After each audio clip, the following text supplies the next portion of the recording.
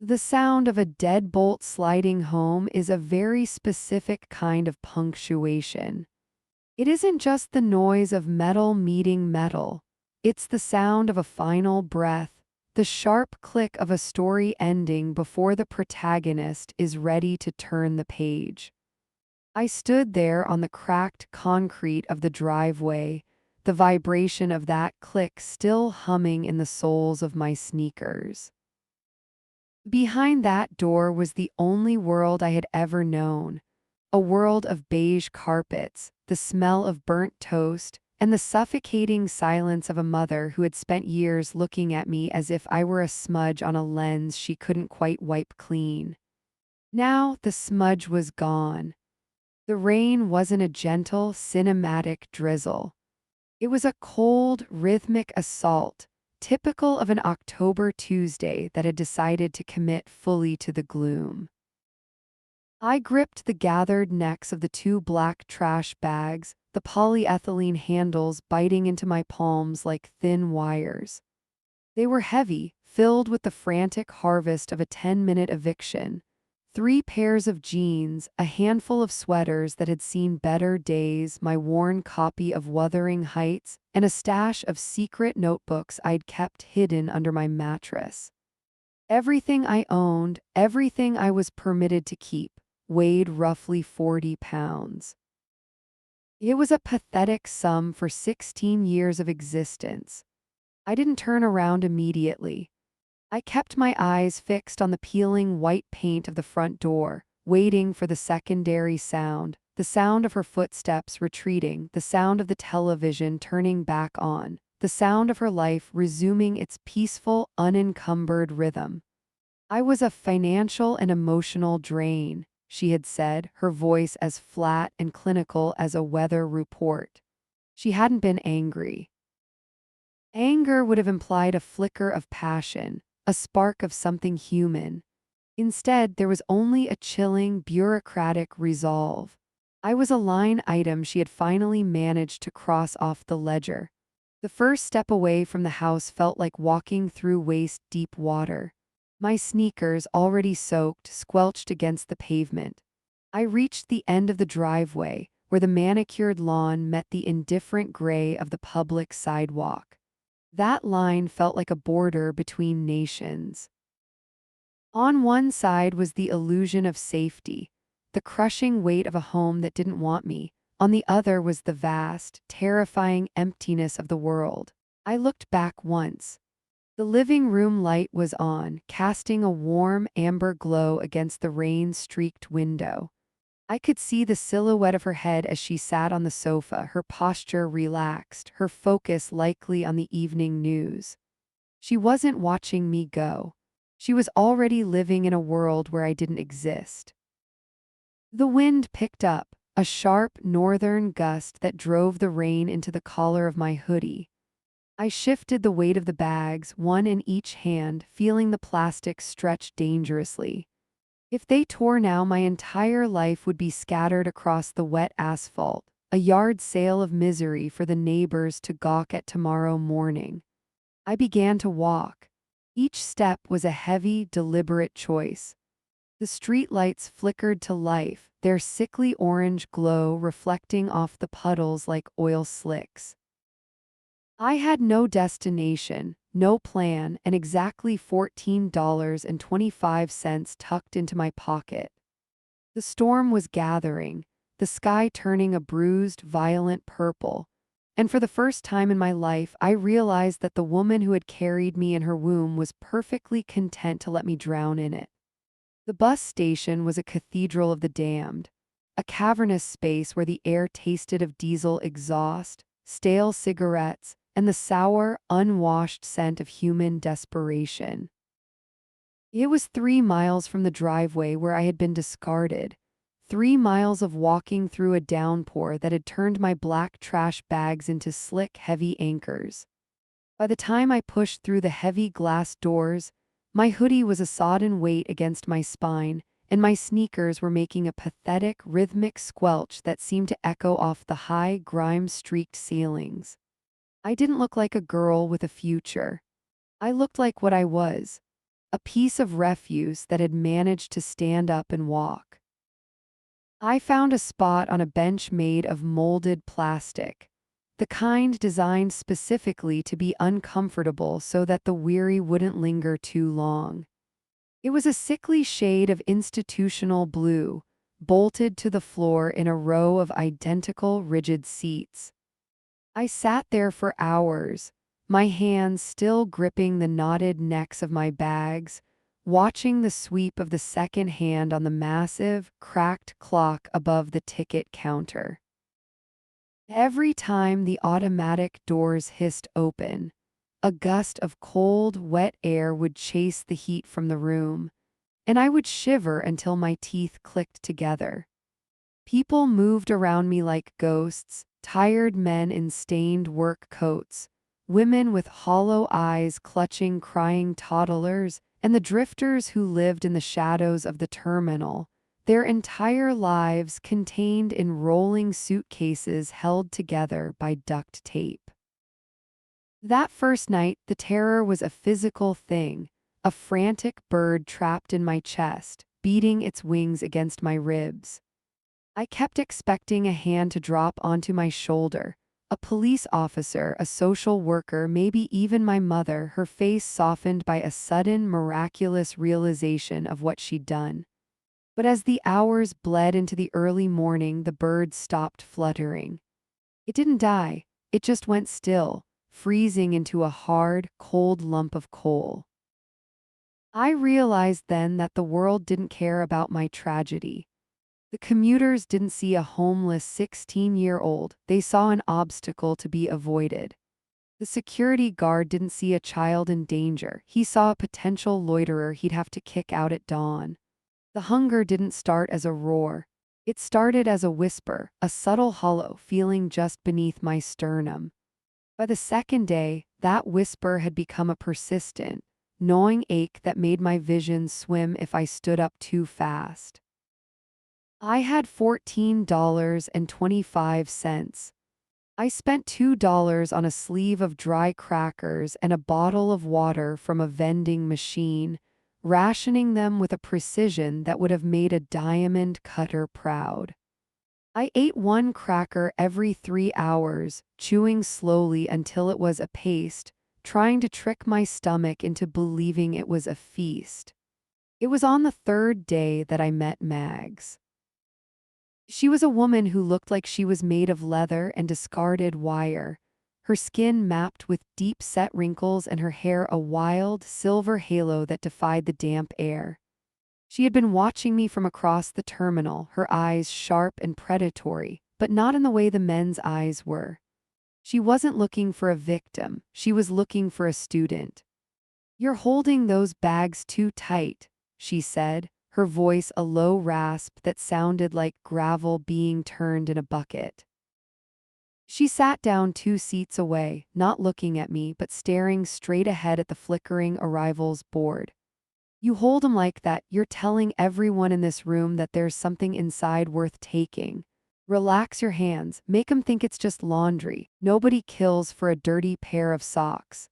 I didn't answer, I didn't even turn my head. I was learning the first rule of the periphery: don't engage unless you have to. "Smart," she chuckled, a dry, rattling sound. "Keep your mouth shut. But if you want to eat something that didn't come out of a machine, you need to move. The cops clear this place out at 4:00 a.m. for the deep clean. You don't want to be here when the hoses come out." She stood up, her joints popping, and hoisted a rucksack that looked like it weighed more than she did. "There's a diner 3 blocks east. The Greasy Spoon, though the sign just says eat now. Go to the back door, ask for Artie. Tell him you're looking for the scrape and scrub. He won't ask for ID if you don't ask for a break." I watched her walk away, her gait steady despite her age. I had no reason to trust her, but I had even fewer reasons to stay on that blue plastic bench. The hollow ache in my belly had become a demanding, pulsing void. I stood up, my legs heavy and stiff, and followed the smell of rain and exhaust back out into the city. The Greasy Spoon was exactly what the name implied. A narrow, low-ceilinged establishment that smelled of ancient frying oil and floor cleaner. The back door was a heavy steel slab dented by years of deliveries. I knocked, a soft, hesitant sound that was swallowed by the roar of the city. I knocked again, harder this time, using the side of my fist. The door swung open to reveal a man who looked like he had been carved out of a block of suet. He wore a stained white apron over a t-shirt that had given up on being white years ago. He looked me up and down, his eyes lingering on the trash bags and the damp, oversized hoodie. "Mags sent me," I said, my voice sounding thin and foreign to my own ears. "I'm looking for the scrape and scrub." Artie didn't say a word. He just stepped back, gesturing into the humid, chaotic heat of the kitchen. $6 an hour, cash at the end of the shift. If you break a dish, it comes out of your pay. If you complain, you're out the door. Get the apron from the hook. For the next 12 hours, I lived in a world of steam and porcelain. My job was the lowest rung of the culinary ladder, scraping the half-eaten remains of strangers' meals into a bin and loading the heavy, industrial racks into the dishwasher. The heat was stifling, a thick, wet blanket that made the sweat pour down my face and sting my eyes. My hands, which had once been soft from lack of labor, quickly became red and raw, the skin puckering from the constant immersion in scalding, soapy water. But as I worked, something shifted inside me. The terror that had defined my first 48 hours on the street began to calcify. Every plate I scrubbed, every tray I hauled was a brick in the wall I was building. I watched the waitresses, tired women with forced smiles and sore feet, and I realized that they were all performing a version of the same dance. They were all one missed paycheck, one broken car, one financial and emotional drain away from the blue plastic benches. I wasn't like them, I told myself. I had already hit the bottom. There was a strange, jagged power in that realization. My mother had thrown me out like trash, but trash was durable. Trash didn't break, it just got moved around. At the end of the shift, Artie handed me $48. It was the most beautiful thing I had ever seen. The bills were limp and smelled of onions, but they represented survival. He also pushed a heavy ceramic bowl of beef stew toward me, the steam rising in a rich, savory cloud. "Eat," he said, not unkindly. "You look like a stiff breeze would snap you in half." I ate that stew with a ferocity that surprised me. It wasn't just food, it was fuel for the war I was now fighting. As I scraped the bottom of the bowl, I thought about the beige carpets and the burnt toast of my old life. That world felt like a dream, a soft, blurry memory of a girl who didn't exist anymore. That girl had cried when she was lonely. That girl had hoped for a kind word. I looked at my reflection in the darkened window of the diner's back door. My face was pale, my eyes shadowed and hard, the youthful softness already beginning to drain away, leaving behind the sharp, angular lines of a predator. I realized then that I would never go back. Not because I couldn't, but because the person who had lived in that house was dead. I walked out of the diner and into the cold morning air, the $48 tucked deep into my pocket, pressed against my thigh. I didn't go back to the bus station. I walked toward the industrial district, where the warehouses stood like silent giants, and the rooms for rent signs were handwritten on pieces of cardboard taped to soot-stained windows. I found a place above a radiator repair shop. It was a room the size of a closet, with a single stained mattress on the floor and a window that looked out onto a brick wall. The air was thick with the smell of grease and old dust, and the radiator hissed like a dying snake, but it had a door with a bolt. I sat on the mattress, the two trash bags at my feet, and listened to the sounds of the city waking up, the grind of truck gears, the distant wail of a siren, the rhythmic thud of a hammer somewhere nearby. I reached into the bag and pulled out my worn copy of Wuthering Heights. I didn't read it. I just held it, feeling the weight of the paper, the only physical link to a past that had rejected me. I'm going to own it all, I whispered to the empty, gray room. It wasn't a hope. It wasn't a prayer.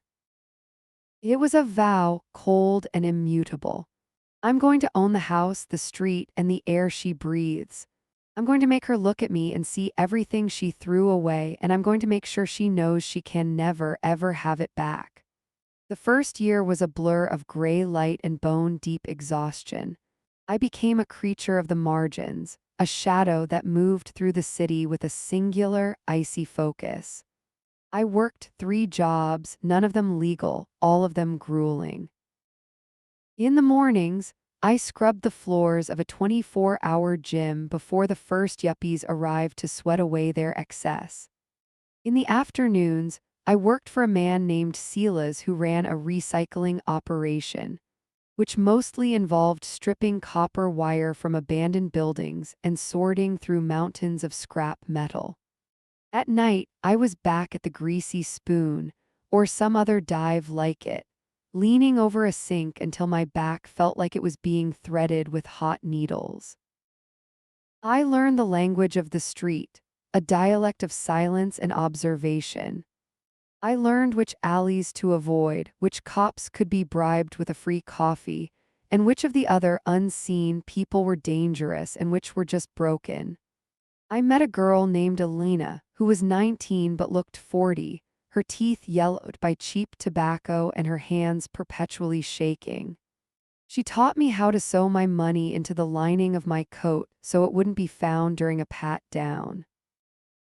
She taught me how to use a heavy padlock in a sock as a weapon that wouldn't look like a weapon until it hit someone's temple.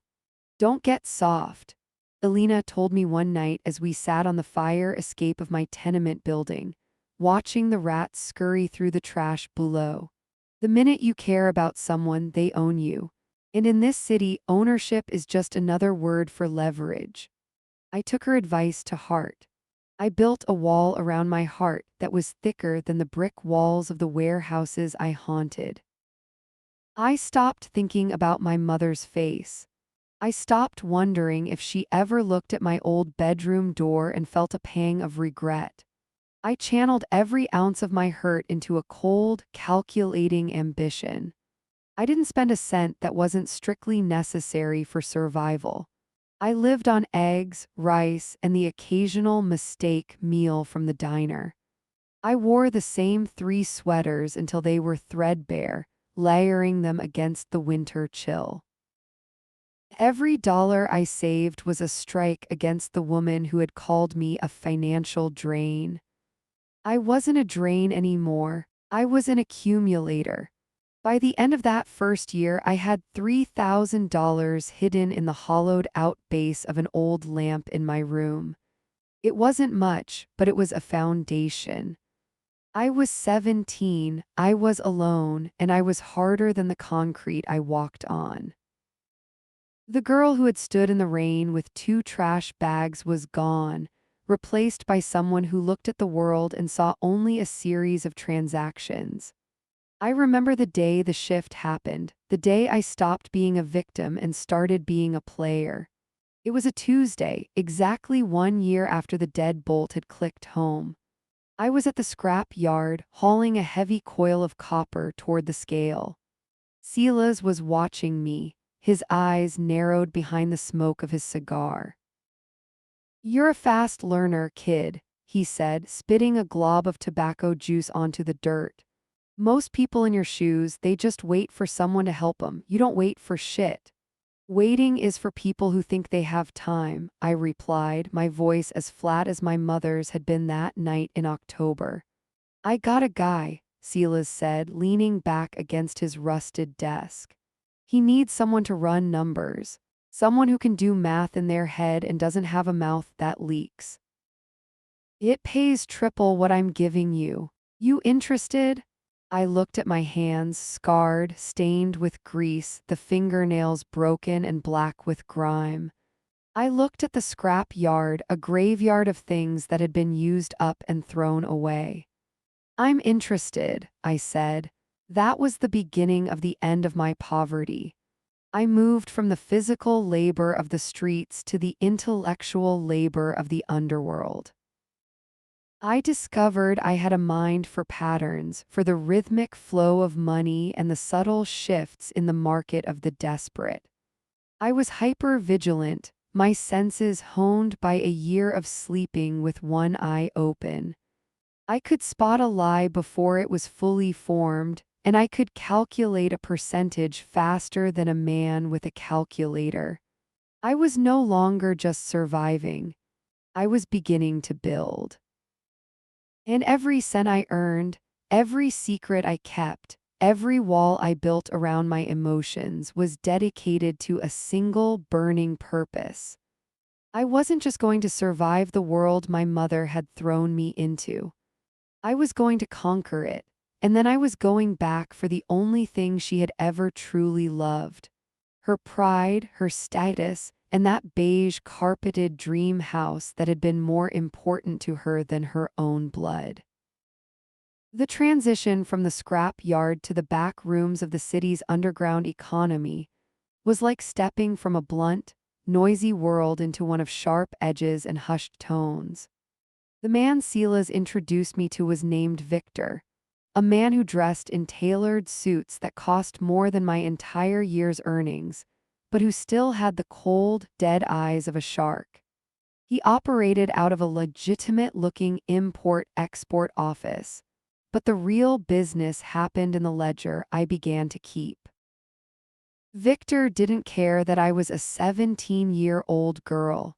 He cared that I was invisible. I was the niece who brought coffee, the quiet girl in the corner with the notebook who everyone ignored because she looked like part of the furniture. But while they ignored me, I was documenting every cent that moved through his hands. I learned how money was laundered, how it was hidden, and how it was used as a weapon. I saw how powerful men could be brought to their knees by a single line of debt, and how the dream they all chased was nothing more than a carefully constructed illusion. I worked for Victor for 2 years. In that time, my wall became a fortress. I didn't have friends, I didn't have lovers, I had associates, and I had assets. Elena had disappeared one night, likely picked up by the cops or consumed by the city's darker corners, and I hadn't even let myself cry. Crying was a luxury I couldn't afford. It blurred the vision, and I needed mine to be crystal clear.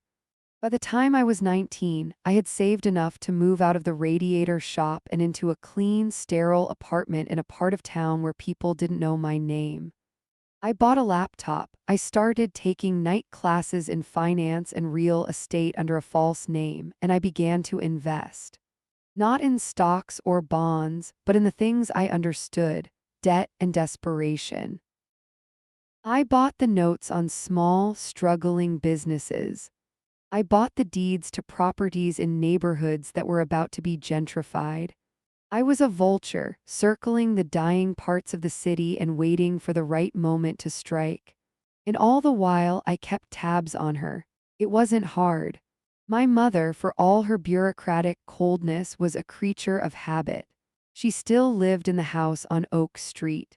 She still worked the same administrative job at the hospital. She still went to the same grocery store on Saturday mornings. I would drive by sometimes, sitting in a nondescript gray sedan I'd bought with cash, and watch her. She looked older.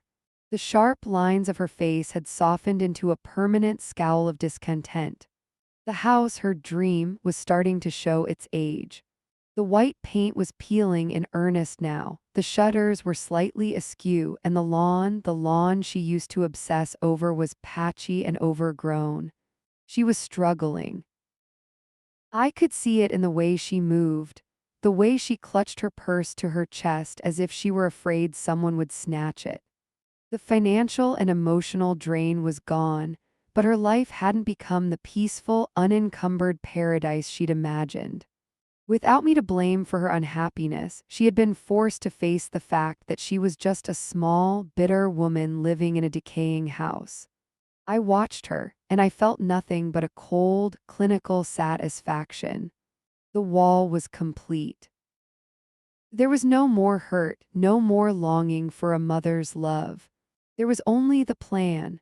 I waited until the market turned. I waited until the hospital announced layoffs and the property taxes in her neighborhood spiked. I waited until I saw the for sale sign hammered into that patchy lawn, not a sign of choice, but a sign of defeat. She couldn't afford the dream anymore. The ledger had finally caught up with her. I didn't buy the house directly. I used a shell company, a layer of corporate insulation that ensured she would never see my name on the paperwork. I watched through my lawyers as she tried to negotiate, as she begged for more time, as she finally, brokenly, signed the deed over to a faceless entity for a fraction of what it was worth. The day she moved out was a mirror image of the day she threw me out. It was October. It was raining. I sat in my car at the end of the block and watched her carry her own black trash bags to a beat-up old station wagon. She looked small. She looked like trash. She didn't look back. She just drove away, leaving the house empty and silent. I waited an hour. Then I got out of the car. I walked up the driveway, my heels clicking against the same cracked concrete that had vibrated under my sneakers 3 years ago. I reached the front door. The white paint was indeed peeling, flakes of it sticking to my fingers. I pulled the key from my pocket. It was a new key, a heavy brass thing that felt warm in my hand. I slid it into the lock. The sound of the deadbolt sliding back was a very specific kind of punctuation. It wasn't the sound of a story ending. It was the sound of a new one beginning. I stepped inside. The house smelled of stale air and her perfume, that floral, cloying scent that used to make my throat tighten. The beige carpets were stained and worn. The living room, where she had sat so comfortably while I walked into the storm, was empty. I walked through the rooms, my shadow long against the bare walls. I went to my old bedroom. It was a shell. The window where I used to sit and dream of escape was cracked. I stood there for a long time, looking out at the rain-streaked street. I wasn't the smudge on the lens anymore. I was the lens itself. And I was going to make sure that for the rest of her life, every time she looked at what she'd lost, she would see me. Not as the daughter she'd discarded, but as the owner of her every failed ambition. The renovation began the next day. I didn't just fix the house, I transformed it. I tore out the beige carpets and replaced them with cold, polished marble. I stripped the peeling white paint and covered the exterior in slate gray stone. I gutted the kitchen where she'd burnt her toast and installed professional-grade stainless steel and black granite. I turned her dream into a monument to my own resolve, a place that was beautiful, expensive, and utterly devoid of warmth. And then I invited her over. I sent the invitation through her new landlord, a man who, incidentally, owed me a significant amount of money. It was an invitation to a consultation regarding her lease. She arrived on a Tuesday, her hair frizzy from the damp air, her coat a cheap, thin thing that didn't fit her well. She stood on the sidewalk looking up at the house. I watched her from the second-story window, the same window where I had once hidden my notebooks. I saw the confusion on her face, the way she squinted at the house as if she didn't recognize it. She walked up the driveway. She reached the door. She knocked. I didn't make her wait. I opened the door myself. The look on her face was worth every hour in the bus station, every scalded finger in Artie's kitchen, every cold night in the radiator shop. It was a look of pure, unadulterated shock, followed quickly by a flicker of terror. "Hello, mother," I said, my voice as smooth and hard as the marble floors behind me. "I believe you're here to discuss your future." I stepped back, gesturing for her to enter. She hesitated, her eyes darting from my face to the luxurious interior of the house she had once owned. She looked like a smudge on the lens. "You," she whispered, her voice cracking. "How? You said I was a financial drain," I replied, closing the door behind her with a sharp, final click. "I just wanted to show you that I've learned how to manage my accounts. And as it turns out, I own yours now, too." The silence that followed was the most beautiful sound I had ever heard. It was the sound of the world finally being righted. It was the sound of a survivor who had built a wall, not to keep people out, but to create a space where she finally, truly belonged. She stood in the foyer, her cheap shoes leaving damp prints on the marble I had paid for with the blood and sweat of my first year. She looked older than she had just minutes ago, the reality of the situation sinking into her bones with the weight of a physical blow. She looked around the room, her eyes landing on the expensive art, the high-end fixtures, the sheer, cold elegance of the space she had once thought she'd perfected. "You bought it," she said, her voice barely audible. "You bought my house." "I bought a property," I corrected her, leaning against the doorframe. "It stopped being your house the moment you couldn't pay for it. Now it's just an asset, one of many." She turned back to me, and for the first time in my life, I saw something in her eyes that wasn't indifference or annoyance. It was fear, real, visceral fear. She looked at me and didn't see her daughter. She saw the monster she had created by trying to drown a girl who knew how to swim. "What are you going to do?" she asked. I smiled, and I knew it wasn't a kind expression. It was the smile of the girl who had learned to use a padlock in a sock, the girl who had calculated the debt of powerful men in a dim back office. "I'm going to do exactly what you did," I said. "I'm going to look at the ledger, mother, and I'm going to decide if you're worth the investment." I let her stay in that foyer for a long time, long enough for her to realize that she was a guest in a world I controlled. I watched her realize that the wall I had built wasn't just around my heart, it was around her entire life. And I was the only one with the key. The first year had been about survival. The second and third had been about power. But this year was about the only thing more satisfying than winning. It was about the reckoning. She stood there, trembling in the foyer of the house she had once used as a weapon against my dignity, and I felt a strange, cold distance from her. To her, this moment was a sudden, cataclysmic reversal of fortune. To me, it was simply the inevitable conclusion of a decade spent in the trenches of a war she didn't even know I was fighting. To understand the look of absolute power I wore that day, you have to understand the years that preceded it, the years when I was a ghost, a shadow moving through the city, fueled by nothing but caffeine, spite, and a terrifyingly clear vision of the future. By 21, I had become a master of the invisible life. I lived in a basement apartment in a part of the city where the streetlights were usually broken and the air always smelled of damp earth and old grease. My windows were at street level. All I ever saw of the world were the tires of passing cars and the scuffed shoes of people who had somewhere to go. I worked 3 jobs, and for 3 years, I don't think I slept more than 4 hours a night. During the day, I was a waitress at a high-volume diner near the financial district. I learned to balance 5 plates on one arm and smile through the insults of men in expensive suits who looked through me as if I were a piece of furniture. I didn't mind. I was collecting their data, the way they spoke, the way they negotiated, the way they leveraged their confidence. When the diner shift ended, I didn't go home. I took a bus across town to an industrial park where I spent 6 hours cleaning corporate offices. There is a specific kind of silence in a skyscraper at 2 a.m. It's the sound of power resting.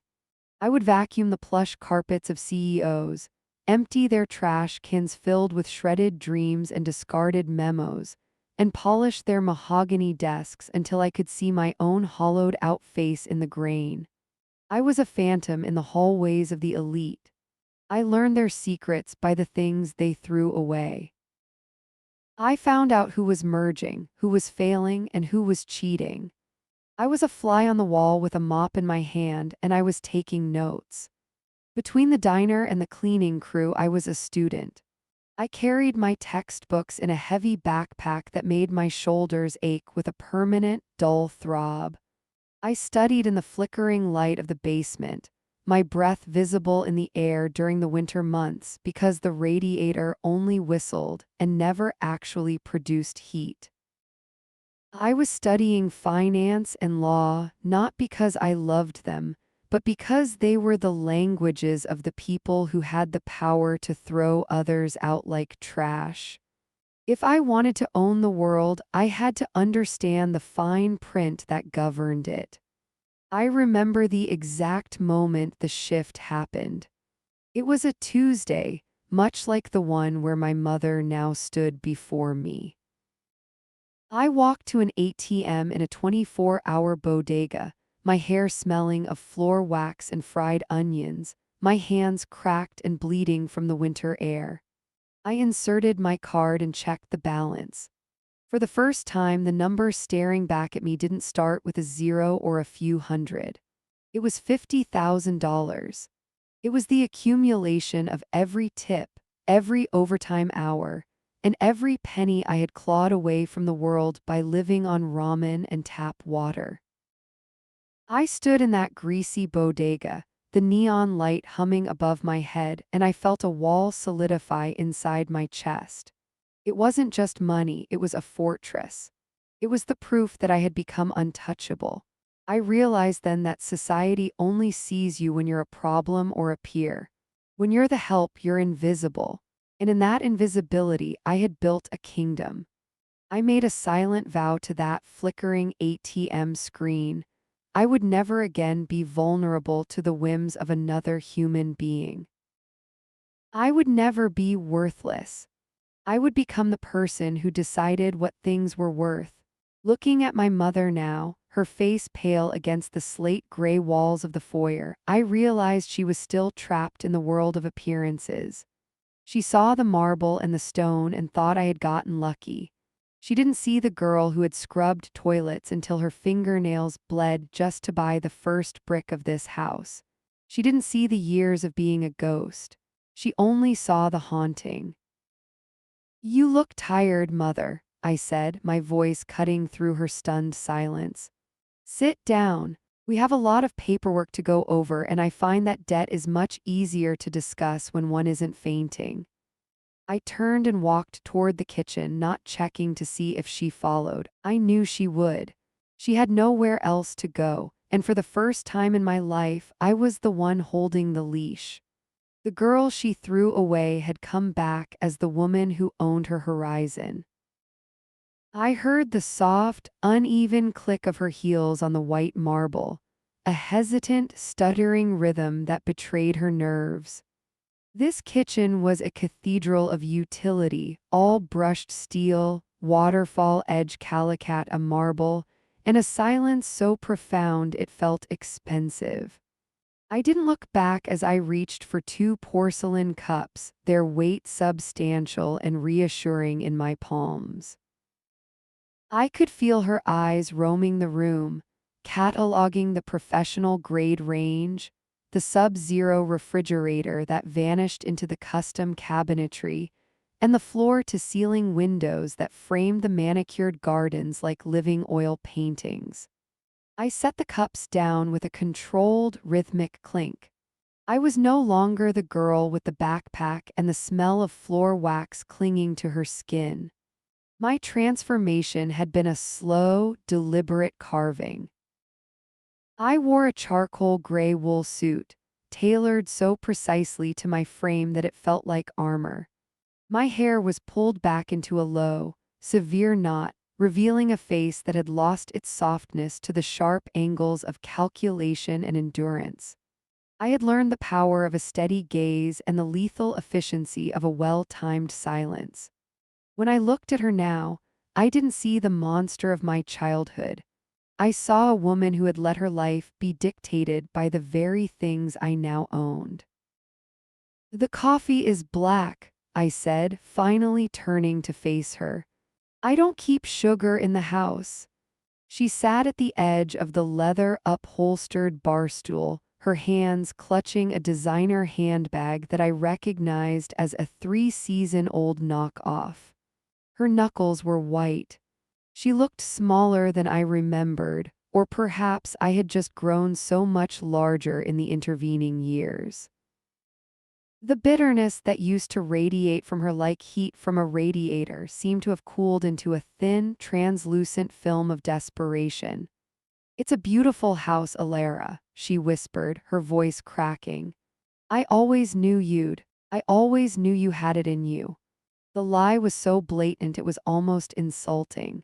I leaned against the counter, my posture relaxed but my eyes fixed on her. "You didn't know anything of the sort, Mother. You thought I was a burden you had successfully discarded."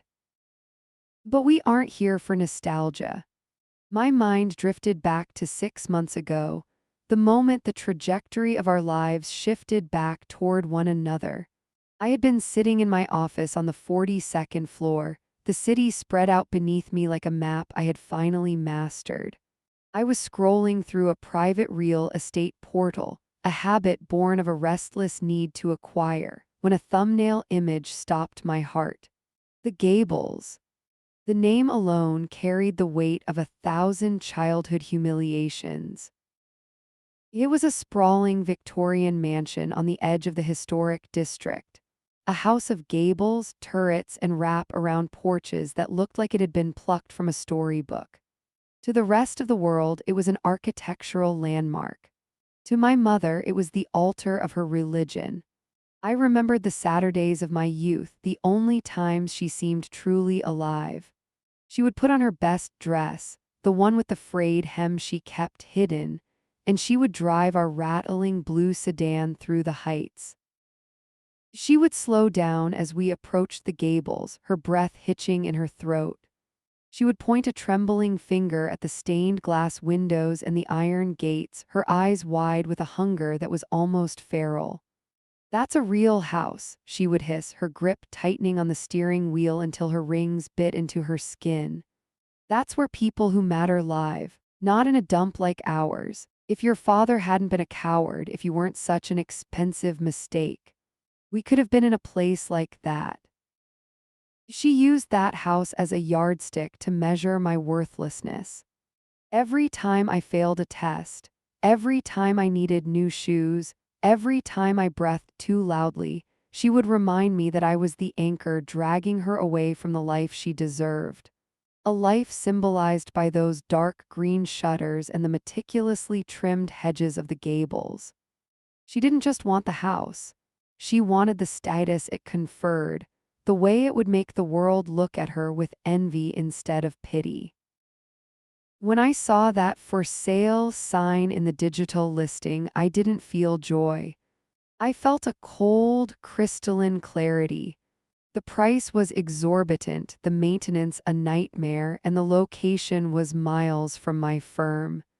It was a terrible investment by every metric I usually followed. I bought it in cash 48 hours later. I didn't buy it to live in.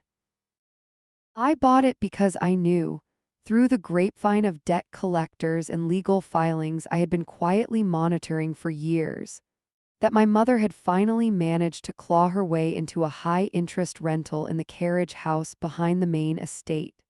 She had spent her last pennies just to be near the shadow of her dream, pretending to the neighbors that she was downsizing, while she worked part-time as a receptionist just to keep the lights on. She was living in the servants' quarters of her own obsession. And now I own the keys to the kingdom. You're behind on the rent, mother, I said, bringing the porcelain cup to my lips. The steam rose between us, a veil of heat. The previous owners were lenient. They liked your stories about your successful daughter in the city. But the property changed hands last month. The new holding company, Electo Investments, doesn't care about stories. They care about the bottom line. She flinched at the name of the company. She didn't know Electo was the Greek fury of unceasing anger. She didn't know that I was the sole board member. I had some medical bills, she stammered, her eyes darting around the kitchen as if searching for a way out. The insurance didn't cover the tests, and the car broke down, and I just needed a little more time. I was going to call the office tomorrow. The office won't help you, I replied, my voice flat. I've already initiated the eviction process. The notice should be served by the end of the week. She turned pale, a sickly, chalky color that made the age lines around her mouth stand out in sharp relief. You can't, Alara, I'm your mother. You wouldn't let me be homeless. Not after everything I did for you. Everything you did for me? I repeated the words slowly, savoring the bitter irony. I set my cup down and walked toward her, my shadow stretching across the marble floor until it eclipsed her. I leaned in close, so close I could smell the cheap, floral perfume she used to mask the scent of her own decline. You threw me out with a trash bag and $40 when I was 16 years old. You told me I was a parasite. You told me I would never be anything more than a stain on your life. I reached out and touched the gold necklace around her neck, a thin, flimsy thing. I didn't survive because of you. I survived to spite you. And now, I've decided what your dream is worth. I stepped back, my expression smoothing into a mask of professional indifference. The Gables is mine. Every brick, every turret, every blade of grass you used to worship from the window of a rusted-out car. I own your home, mother, and I've decided I don't want you as a tenant.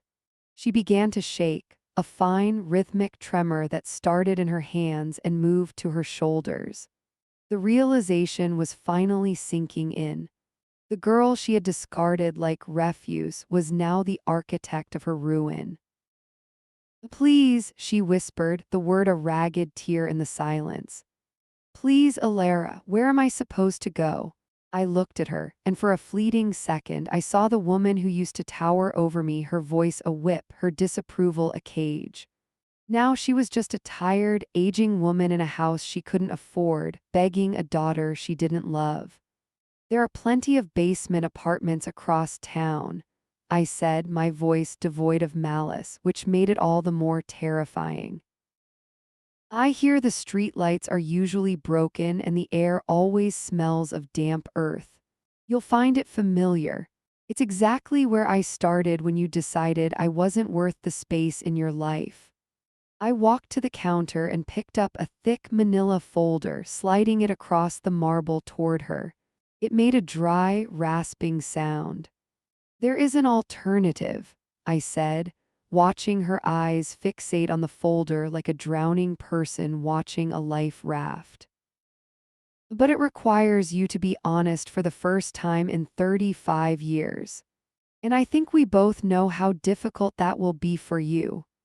Her fingers, tipped with a chipped, pearlescent polish that spoke of a vanity she could no longer afford to maintain, fumbled with the clasp of the folder. The sound of the heavy stock paper sliding against the marble was the only thing filling the room, a dry, abrasive rasp that seemed to grate against the very air. I watched her, my arms crossed, feeling the cool weight of my silk sleeves against my skin. I didn't feel the rush of heat I had expected, no burning rage, no triumphant fire. Instead, I felt a profound, chilling clarity. I was the architect now, and she was merely the structure I was deciding whether to renovate or demolish. She pulled the first page out. I knew what she saw. It wasn't a lease agreement or a move-out schedule. It was a photocopied ledger from 20 years ago, paired with a series of bank statements I had spent six figures in legal fees to unearth from a defunct branch in a neighboring state. I saw the moment the blood drained from her face, leaving her looking like a waxwork figure melting under the kitchen's recessed lighting. Her eyes scanned the numbers, the payouts, the dates, the signatures that bore her distinctive looping script. "You told me there was no money," I said, my voice as steady as a heartbeat. "When Dad died, you told me the insurance company had denied the claim. You told me we were destitute. You used that poverty as the reason you couldn't keep me, the reason you had to simplify your life. You told me I was a burden you couldn't afford to carry while you were grieving." She tried to speak, her mouth opening and closing like a fish pulled from a dark, cold lake. "Alara, you don't understand. The debts he left, I had to protect us." "You protected yourself," I interrupted, the words cutting through her excuses like a scalpel. "The ledger shows a $200,000 payout 3 months before you dropped me at that bus station with a garbage bag of hand-me-downs. You didn't throw me out because we were poor. You threw me out because you wanted to start over without the reminder of a man you never really loved, and you wanted to do it with his money in your pocket. You bought that first condo in the city with my inheritance, didn't you? The one you sold to buy the investments that eventually failed and landed you here, in the servants' quarters of a dream you stole from me." The silence that followed was heavy, thick with the smell of the expensive espresso I had brewed, and the faint, underlying scent of the cedar oil I'd used to treat the cabinets. This house was a masterpiece of sensory perfection, and she was the only flaw in the room. I leaned over the counter, forcing her to look at me to see the woman who had grown out of the wreckage she'd created. "The alternative is simple," I continued, my voice dropping to a whisper that carried more weight than a shout. "You sign a full confession. You detail exactly how you embezzled the funds meant for my care and education. You notarize it. In exchange, I won't turn this over to the district attorney. I won't seek restitution that would put you in a state cell for the next decade. I will even provide you with a modest stipend, enough for a clean, quiet room in a managed facility 3 towns over. No marble, no cedar, no grand staircases, just a bed, a window, and the truth." She looked down at the papers, her tears finally spilling over and landing on the ledger, blurring the ink of her own name. You're asking me to destroy myself." "No," I replied, standing tall and smoothing my skirt. "I'm asking you to finally pay the rent for the life you've been living on my dime. Sign it or be out by Friday. The sheriff already has the orders." I turned my back on her then, walking toward the grand staircase, the soles of my heels clicking a steady, rhythmic cadence on the floor she had always craved but would never truly own. I didn't look back. I didn't need to. I could hear the scratching of a pen against paper, the sound of a woman finally signing away the ghost of a lie she had lived for 20 years. The house felt lighter with every step I took upward, the sunlight through the stained glass casting long, colorful shadows that danced across the walls, welcoming the rightful owner home. I reached the landing and entered my private study, a room where the walls are lined with leather-bound volumes and the air smells of old paper and expensive ink. On the mahogany desk sat the dossier that had started this final movement of our shared history. I had hired Marcus, a man who specialized in finding people who didn't want to be found, not because I missed the woman who had discarded me, but because I needed to know exactly where the rot had settled. Marcus hadn't just found her. He had documented her decline with the cold precision of a coroner. The photographs in that file were a stark contrast to the woman currently sobbing in my kitchen. In them, she was captured through a long-range lens, emerging from a sagging Victorian-turned tenement house where the paint peeled away like dead skin. The rental was a monument to neglect, located in a part of town where the streetlights stayed broken and the air was thick with the exhaust of passing buses. She looked smaller in those photos, her once celebrated beauty eroded by time and a bitterness that had finally turned inward. Her social circle, once a cacophony of sycophants and fair-weather friends, had evaporated, leaving her with nothing but the company of a flickering television and the persistent, hacking cough of a woman whose body was finally mirroring the decay of her soul. I flipped through the pages again, my fingers tracing the edges of a report detailing her medical history. Minor strokes, neglected joints, a heart that was failing not from love, but from the sheer exhaustion of maintaining a lifetime of lies. Looking at those images of her hauling groceries in a plastic bag, her coat 3 seasons too thin, I had expected to feel a twinge of the old daughterly guilt. I had expected the ghost of that 16-year-old girl to scream at me to help her. But that girl was gone, buried under layers of resilience and the cold, hard logic of survival. Instead of pity, I felt a profound, grounded clarity. It was the same feeling one has when looking at a building that has collapsed due to a faulty foundation. It is tragic, perhaps, in an abstract sense, but it is also inevitable. Her isolation wasn't a stroke of bad luck, it was a harvest. She had spent decades planting seeds of cruelty, narcissism, and betrayal, and now she was simply eating the fruit they bore. She had treated people like disposable assets, and eventually she had run out of currency. I looked out the window of my study, overlooking the manicured gardens and the stone fountain that bubbled with a rhythmic, soothing consistency. The opulence of this mansion, my mansion, wasn't just a display of wealth. It was a fortress built on the ruins of her failures. She had wanted this life so badly that she had been willing to sell her only child to get it. And yet, here I was, the owner of the dream, while she was a tenant of the nightmare she had constructed for herself. The contrast was a sharp, jagged line between us. I was the architect of my own salvation, and she was the victim of her own design. There was no room for mercy in a world governed by such perfect, poetic symmetry. I closed the dossier, the heavy click of the folder a final punctuation mark on her era of deception. The woman downstairs was no longer a mother. She was a debt that had finally been called in. The silence following the closing of the dossier was a physical weight, a velvet curtain falling on a 20-year play.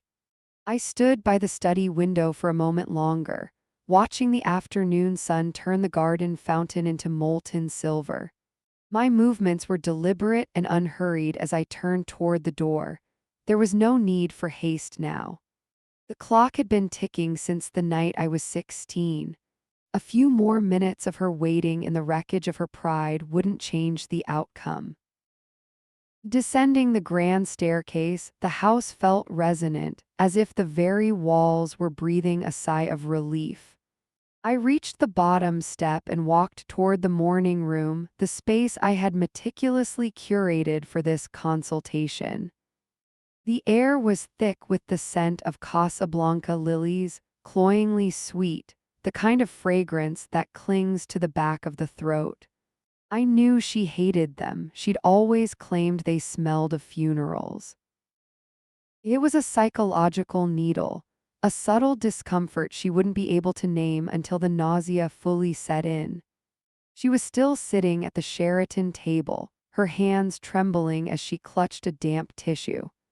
The legal papers, the housing transition agreement that was actually a total surrender of her claims and an acknowledgement of her debt, lay before her, signed in a jagged, desperate hand. Beside the papers stood the centerpiece of my design, a small gold leaf frame. Inside it was a photograph, or rather, the ghost of one. It was a picture of me at 6 years old, holding a dandelion, my face lit with a guileless joy she had eventually found intolerable. She had torn it into 4 pieces the night she decided I was a burden she no longer wished to carry. I had found the scraps in the trash, hidden them in my shoe, and kept them through every foster home and cold night on the streets. Now expertly restored by a specialist in London, the seams were barely visible, though the scars remained. I watched her eyes flicker toward the photo and then away, a flinch so quick most would have missed it. She knew what it was. She knew that I had kept the evidence of her destruction and turned it into an artifact of my survival. "Are we finished?" she whispered, her voice a dry rattle. She didn't look at me. She couldn't. The woman who had once commanded rooms with a flick of her wrist was now reduced to a series of nervous ticks and shallow breaths. "We were finished a long time ago," I replied, my voice cool and steady, devoid of the heat of anger. Anger is a fire that consumes the host. I had long since refined mine into a cold, hard diamond. "Mr. Henderson will see you to the gate. Your things, the few that were permitted under the agreement, have already been moved to the designated facility." The facility was a clean, sterile, and utterly anonymous assisted living center on the outskirts of the city, paid for by a trust that I controlled.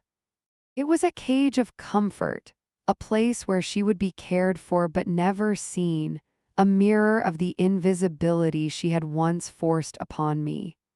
She stood up, her joints creaking, her movements those of a woman much older than her years. She looked around the room one last time, her gaze lingering on the crown molding, the silk wallpaper, the very things she had once been willing to trade me for.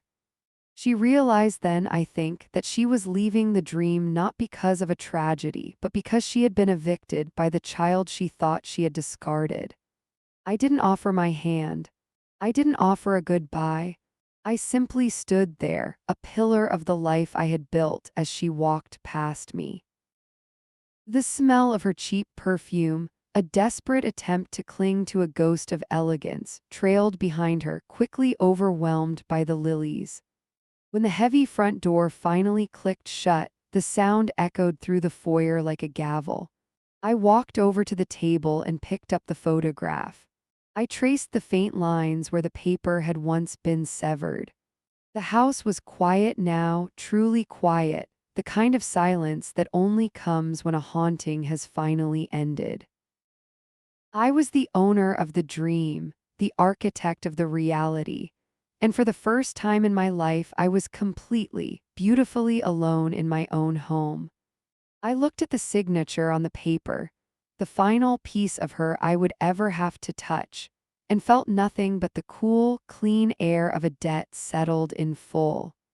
I stood by the floor-to-ceiling windows of the morning room, my fingers still tracing the jagged, invisible seams of the restored photograph. Outside, the driveway was a winding ribbon of crushed limestone, white and pristine against the manicured emerald of the lawn. I watched her, Eleanor, as she navigated that distance. Her gait was brittle, her shoulders hunched as if she expected the very sky to collapse upon her. She didn't look back. People like her rarely do, not because of some noble resolve to move forward, but because they are terrified of seeing the wreckage they've left in their wake.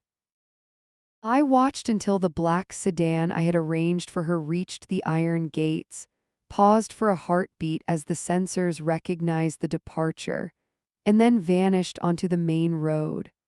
The silence that followed was not the hollow, ringing kind that inhabits a tomb.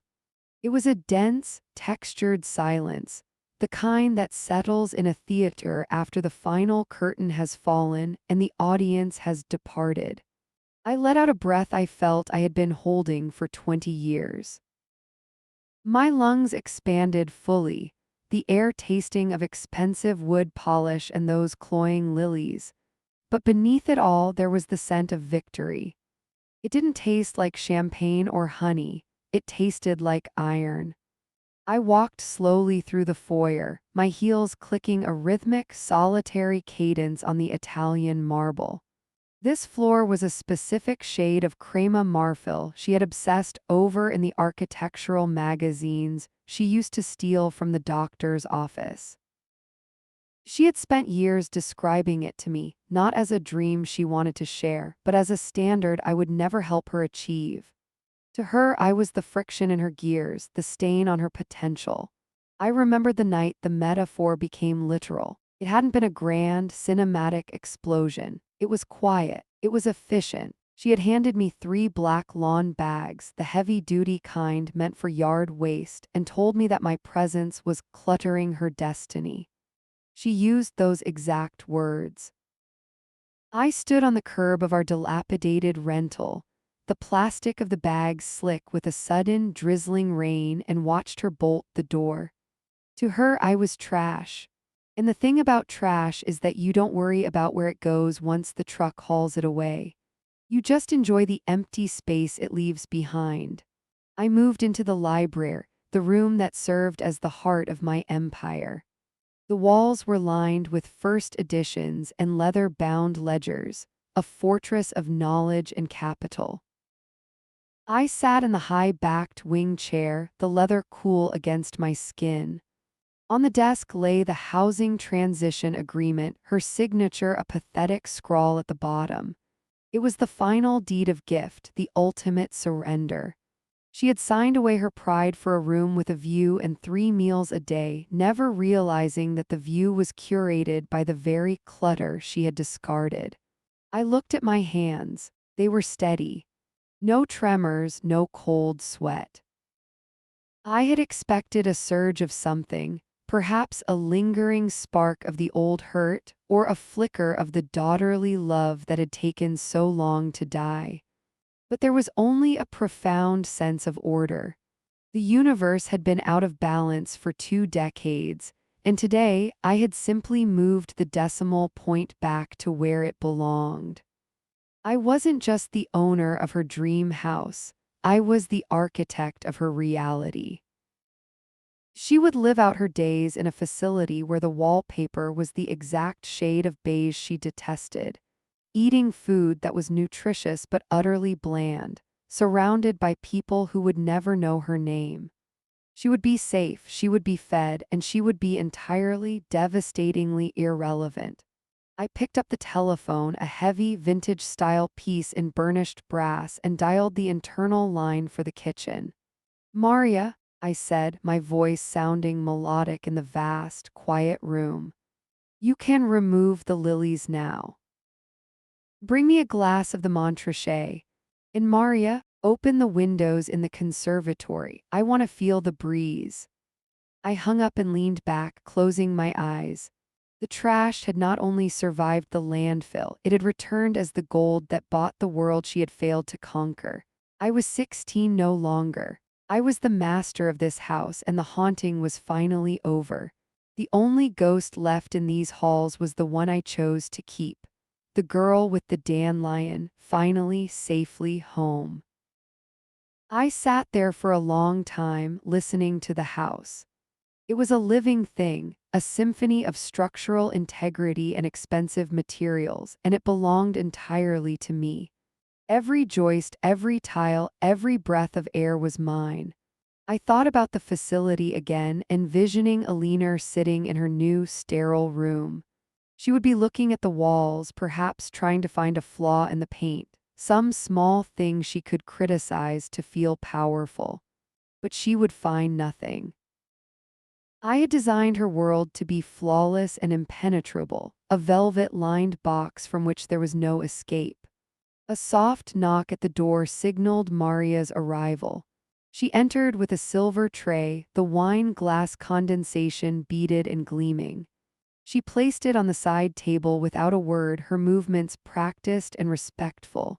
She knew better than to interrupt my thoughts. As she turned to leave, I caught her eye. "Is everything to your satisfaction, ma'am?" she asked. "Everything is perfect, Maria," I replied. And for the first time in 20 years, I wasn't lying.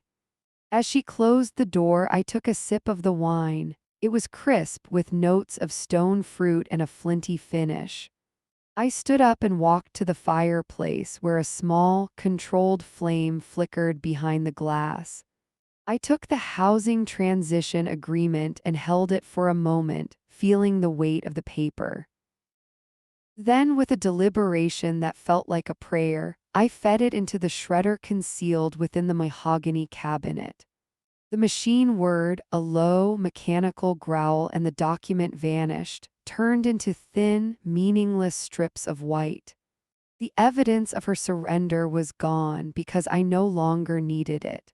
Her signature didn't matter. Her acknowledgement didn't matter. The only thing that mattered was the reality of the walls around me. I walked out of the library and up the grand staircase, my hand trailing along the polished mahogany banister. I went to the master suite, the room she had described in her most fevered, desperate fantasies. It was a space of ivory and silk, bathed in the soft, golden light of the setting sun. I stood in the center of the room and looked at my reflection in the gilded pier mirror.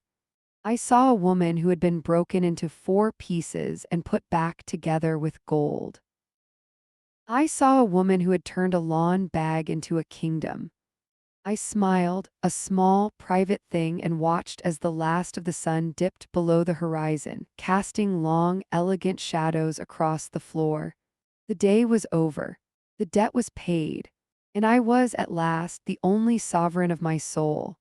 I moved to the balcony, pushing open the heavy French doors. The evening air was cool, carrying the scent of damp earth and coming rain. It reminded me of that night at 16, but the memory no longer had teeth. It was just a story now, a preface to the life I had earned. I looked out over the sprawling estate, the lights of the garden flickering on like fallen stars. Somewhere out there, in a sterile room on the edge of the city, Elinor was realizing that the trash she threw out had grown up to be the goddess of the world she couldn't have. And that realization, more than the house, more than the money, was the true foundation of my peace. I turned from the railing, the damp evening air still clinging to my skin, and found her standing in the threshold of the French doors. She hadn't left. Despite the papers being signed, despite the car waiting downstairs, she had bypassed the staff and trailed me like a shadow into the one room that was supposed to be my sanctuary. She stood there, framed by the heavy silk drapes, her silhouette trembling with a practiced, fragile grace. The transition was instantaneous. Gone was the haughty woman who had tried to critique the art in the foyer. In her place stood a tragic figure of maternal ruin. "I never wanted it to be like this," she began, her voice a hushed, raspy thread that vibrated with manufactured sorrow. She didn't look at me at first. Her eyes, sharp and predatory beneath the veil of unshed tears, darted around the master's suite. I watched her take in the ivory inlaid desk, the hand-tufted wool rug, and the sheer, expansive luxury of the space. She was appraising the room even as she prepared her opening monologue. "You have to believe me, Chloe. A mother does things when she's backed into a corner. Things she regrets every single night when the lights go out and the silence sets in. I didn't offer her the comfort of a chair. I stayed by the balcony, the darkness of the gardens at my back, and watched her perform. The silence must be very loud in those apartments you've been frequenting," I said, my voice flat, devoid of the cadence of a grieving daughter. She flinched, a single, perfectly timed tear tracing a path through the expensive foundation she had applied that morning. The world was so hard on me after your father left. I was a girl myself, really. I had no one. I was drowning, Chloe, and when you're drowning, you grab onto whatever is closest just to keep your head above the water. I thought I told myself that if I was hard on you, you'd be stronger. I didn't know it would break us. I didn't know you'd grow up to be so cold. I didn't grow up to be cold, Alina, I replied, crossing my arms. I grew up to be precise. There's a difference. You didn't drown. You were the tide, and you spent 16 years trying to erode me until there was nothing left but sand. It just so happens that I turned into stone instead. She took a step into the room, her hand reaching out to touch the polished mahogany of the bedpost, her fingers lingering on the wood as if she could absorb its cost through her skin. I've been so unwell, my heart. The doctors say the stress of these last few years has taken a devastating toll. I've been living in such dreadful places, Chloe, places with damp walls and neighbors who scream through the vents. I haven't had a decent meal, a real meal, in months. I look at you now, so successful, so beautiful in this magnificent house, and I think, maybe this is the universe's way of showing mercy, to see you like this. To know that some part of me survived the wreckage. The part of you that survived is the part that knows how to manipulate a narrative, I said. I walked toward her not with anger, but with the steady, rhythmic pace of a predator who already knows the outcome of the hunt. Don't mistake my bank account for your redemption. You didn't give me this life. You gave me the vacuum that forced me to build it. She stopped her wandering gaze and looked at me, her eyes widening with a desperate, naked greed that the tears couldn't hide. It's so big, she whispered, her voice dropping the facade of tragedy for a moment. This house. It's far too much for one person. All these rooms, just sitting empty, gathering dust, while your own mother shivers in a rented box on the edge of the city. She paused, her breath hitching in a way that was meant to be pathetic. I wouldn't need much, just a corner, one of the guest rooms, maybe the one at the end of the east wing. I could be quiet, I could help you. You wouldn't even know I was here.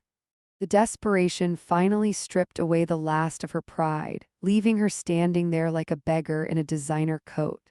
She wasn't the woman who had thrown my belongings into a lawn bag anymore.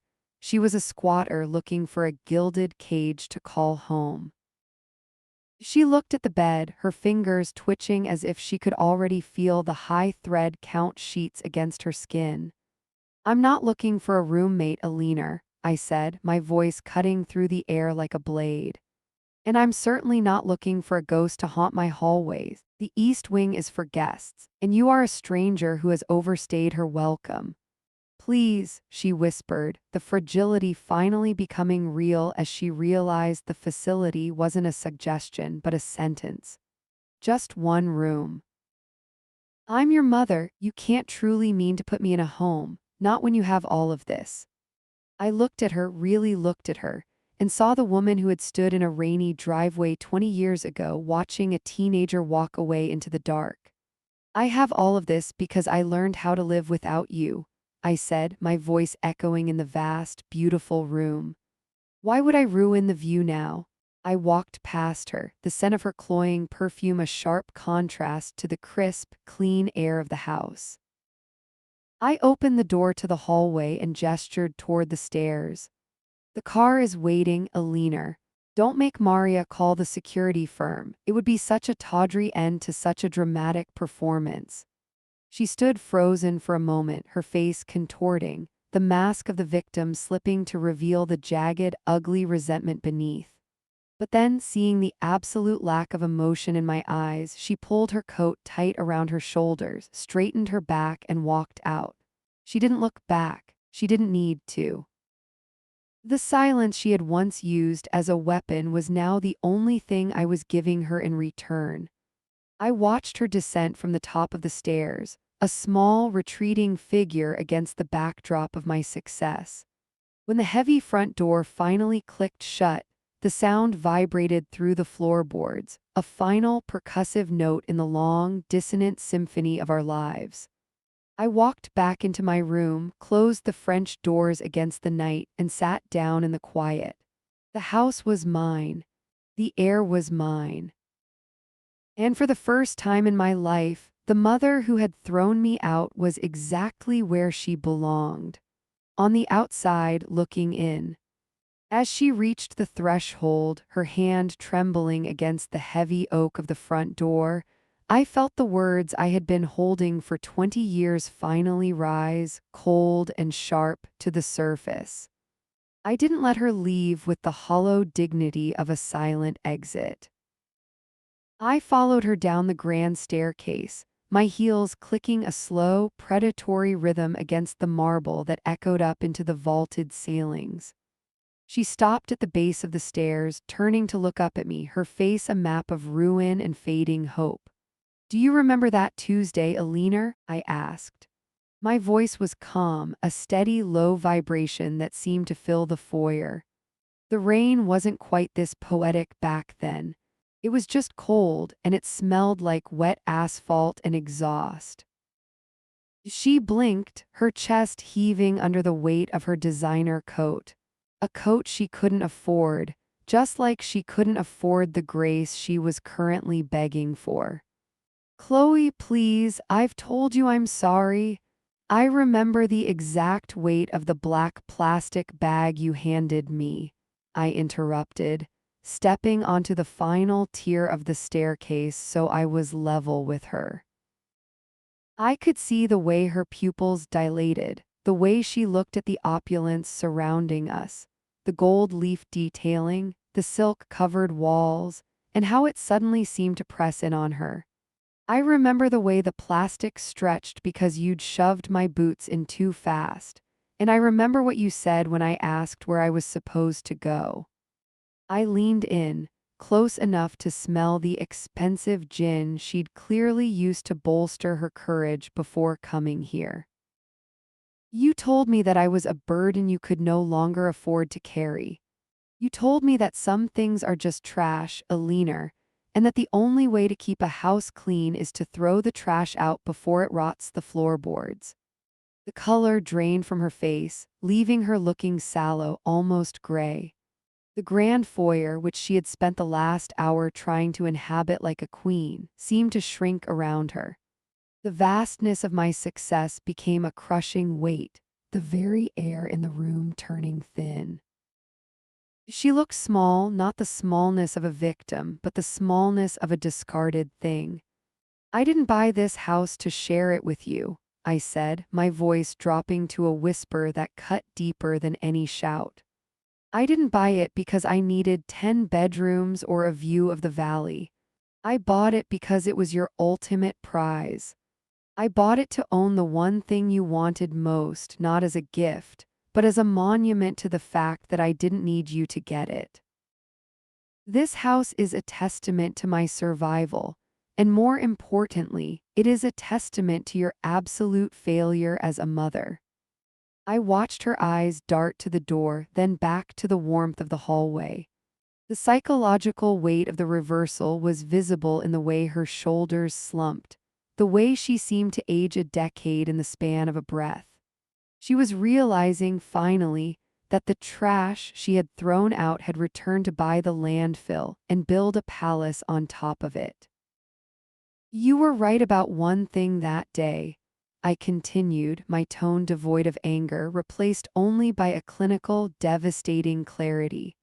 "Some things are just trash, and I finally realized that a house this beautiful, this pristine, cannot have a burden like you rotting the floorboards. You are a debt that has been settled, Alina. And unlike you, I don't keep things I can no longer afford." I reached past her and gripped the cold brass handle of the door. I pulled it open, inviting the damp, biting evening air to rush in and displace the scent of her desperation. "Go," I said. "The car is waiting." It's taking you to a place that is clean, safe, and entirely paid for by the trash you discarded. It is exactly what you deserve. Which is to say, it is the bare minimum required to keep my conscience clear. She looked at me then, and for the first time I didn't see the monster of my childhood. I saw a frail, broken woman who had traded her soul for a dream she was never strong enough to earn. She stepped out into the night, her silhouette swallowed by the shadows of the porch. The click of the door closing wasn't loud, but in the silence of the house, it sounded like a gavel falling. I stood there for a long time, the quiet of the mansion wrapping around me like a shroud. I was alone, but for the first time in 20 years, the air I breathed was entirely my own. I walked back up the stairs, my reflection caught in the mirrors of the gallery, and I didn't look back. The house was mine. The victory was absolute. And Alina was exactly where she belonged, on the outside, looking in at the life she had forfeited. The silence that followed the closing of the front door was not the heavy, suffocating kind I had grown up with. It was a clean silence, the kind that follows a long overdue surgery. I stood in the center of the foyer, my hand still resting on the cool brass of the handle, listening to the muffled sound of the sedan's engine as it turned over in the driveway. Through the narrow sidelight windows, I watched the sweep of the headlights across the manicured lawn, illuminating the ghost-white bark of the birch trees before fading into the darkness of the long driveway. She was gone. I turned back to the house, my eyes tracing the curve of the staircase. For months, I had imagined this moment as a grand finale, a scene of Shakespearean retribution where I would watch her crumble into the dust of her own failures. I had expected to feel a surge of adrenaline, a heat in my chest that signaled the ultimate victory. But as I walked toward the mahogany console table in the hallway, I felt only a profound, cooling stillness. The fire had burned out, leaving behind something far more useful than ash: clarity. On the table sat a single cream-colored envelope.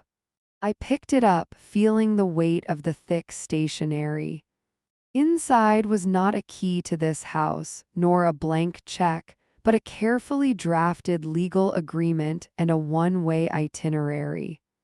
I had spent weeks working with my attorneys to ensure that this was handled with surgical precision. It was a settlement, a one-time, non-negotiable sum that would provide her with a modest but comfortable life in a high-quality assisted living facility in a quiet suburb of Ohio, thousands of miles away from this valley and the ghosts of the people she had stepped on to stay here. I hadn't done it out of love. Love had been discarded on that rainy curb 20 years ago, left to soak in the gutter until it was unrecognizable. I did it because to leave her on the street would be to remain tethered to her story. If she were starving, she would be a tragedy I still had to manage. If she were homeless, she would be a shadow at my gate. By providing for her, I was effectively buying my own freedom. I was ensuring that she had everything she needed to survive, which meant she had absolutely no reason to ever contact me again. The facility I chose was called Cedar Crest. It was clean, the staff was competent, and the gardens were well maintained. It was a place for people who were fading, a place where the days were measured in meal times and medication rounds. It was a dignified end for a woman who had never known how to live with dignity. The settlement was enough to cover her care for the rest of her life, provided she didn't try to live like the queen she once pretended to be. It was my final act as her daughter, and my first act as a woman who was truly, irrevocably whole. I thought about the trash comment again. As I walked into the kitchen to pour myself a glass of water, the irony tasted sweet. She had thrown me out to keep her world clean, yet here I was, cleaning my world by neatly filing her away where she could do no more damage. There is a specific kind of power in mercy that the cruel can never understand. Cruelty is a reaction, a frantic grab for control when you feel the world slipping away. Mercy, however, is a choice made from a position of absolute strength. It is the realization that I am so far above her now that I can afford to be kind, not because she deserves it, but because I deserve to live in a world where I am not a monster. I sat at the marble island, the moonlight streaming through the floor to ceiling windows, casting long, silver rectangles across the hardwood. The house was quiet, but it no longer felt like a museum of my mother's desires. It felt like a home. I took a slow sip of the water, feeling it cold and sharp in my throat. I had won the house, I had won the war, and most importantly, I had won back the girl who had been left on the sidewalk with a plastic bag full of broken dreams. She wasn't trash. She was the foundation of everything I had built, and tonight, she was finally going to get a good night's sleep. The car would be at the airport by now. She would be sitting in the back, clutching that envelope, realizing that her daughter's mercy was her final cage. She would have a bed, she would have food, and she would have the crushing realization that she was no longer the protagonist of any story, especially not mine. I stood up, turned off the lights, and walked toward my bedroom, my footsteps echoing softly on the stairs. The air was clear. The floorboards were sound. The house was finally clean. I stood by the tall, arched window in the gallery, my fingers resting lightly against the cool pane of glass. Below, the black sedan sat idling, its exhaust a faint, ghostly plume in the crisp evening air. Then the front door opened. I watched as she stepped out, not the towering, terrifying figure of my childhood who could undo my entire world with a single, sharp-tongued critique, but a small, hunched woman wrapped in a coat that seemed too heavy for her frame.